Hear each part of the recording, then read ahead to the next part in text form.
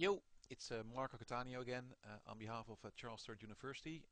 Again, delivering a study aid, and this one is covering the goals and objectives of the volume service transition.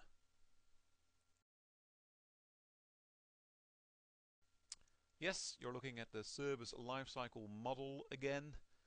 We started in service strategy. We worked our way towards service design. And via the so-called service design package, the blueprint of our new service, we're now moving into service transition space. Okay, and service transition is all about like managing change.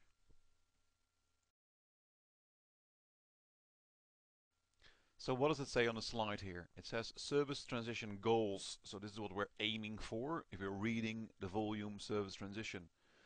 It says to assist organizations seeking to plan and manage service changes and to deploy service releases into the production environment successfully.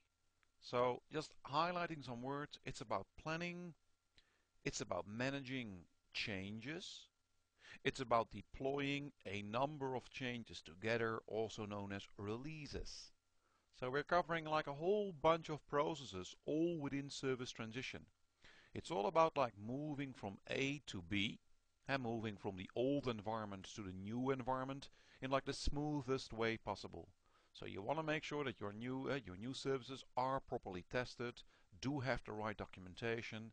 You want to make sure you've got the proper quality checks in place before you give the final green light and actually go live.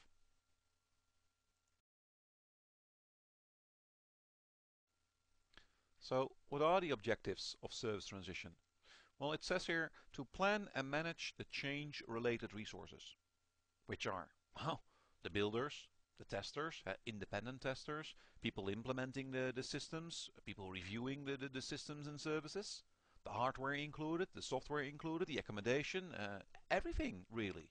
The training, the documentation, the early life support, the handover, everything needs to be catered for.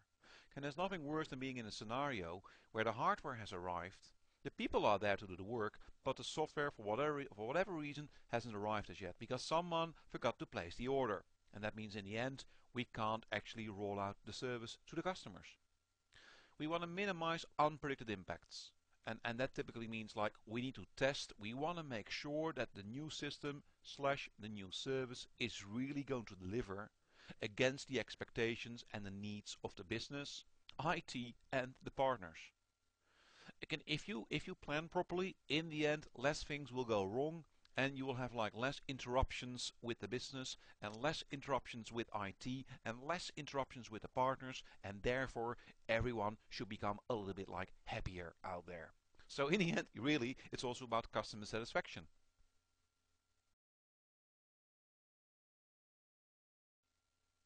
Now, service transition is quite like a big volume, okay? It includes like a whole bunch and it covers a whole bunch of topics. So therefore we've got some more objectives here. It says here to increase proper use of services. Have you ever seen organizations where like, hey, you roll out a new system and you start delivering a new service, but no one actually has like received any training, or there is no proper documentation, where like the teams will go like, oh, documentation like mañana, tomorrow, not right now. We're finished with the system, use it. Documentation will come in 3 months from now. Of course, that will never happen. So again, it's about ticking all the boxes. You want to make sure before you like go like, hey, service, you're now live.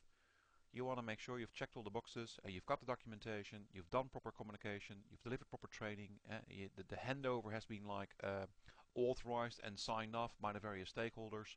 So you want to make sure you've got your act together. It says here to provide plans that align customer and business change projects with the service transition plans. And there's lots of stuff happening in IT. But come on, there's also lots of stuff happening in the business. And these two worlds, they need to come together. For example, if the business, if they're going to do, for example, a completely refurbishment of like an office somewhere, Well, that's a fantastic opportunity, for example, for IT, for example, to upgrade the cabling infrastructure. These things can be combined, okay? Also, if the customer has some specific needs, or for example, it's like end of financial year, then typically the customer does not want IT to make changes to the financial systems, because if something goes wrong, they can't create their end of financial year reports. So the two need to come together. They need to inform each other, and they need hopefully also to schedule their changes together in one overall schedule that is available to both IT and the business.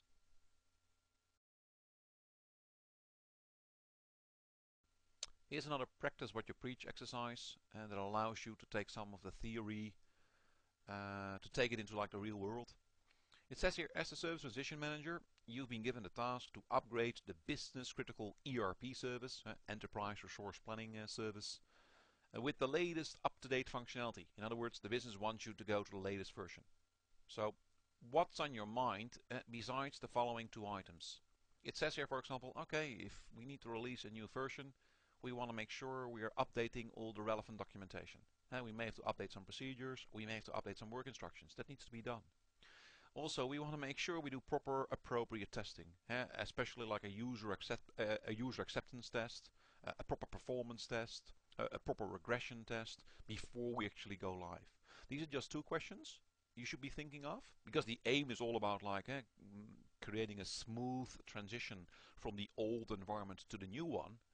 So ask yourself a whole bunch of questions and make a whole bunch of statements that will allow you to achieve that objective of making a smooth transition.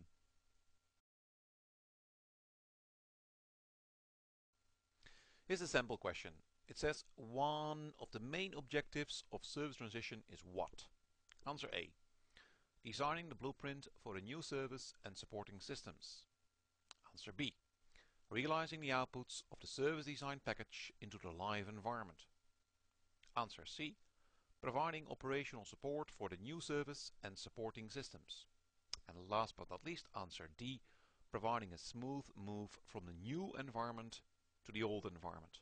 I'll give you a couple of seconds to think about the answer.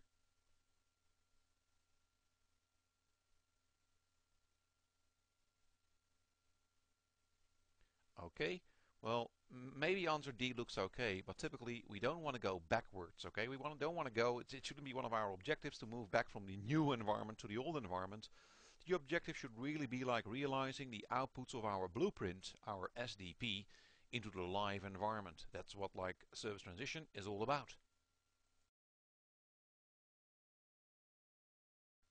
So what's next? Well, in the next topic we're going to look at the value and the benefits that the service transition volume has to offer to your organization.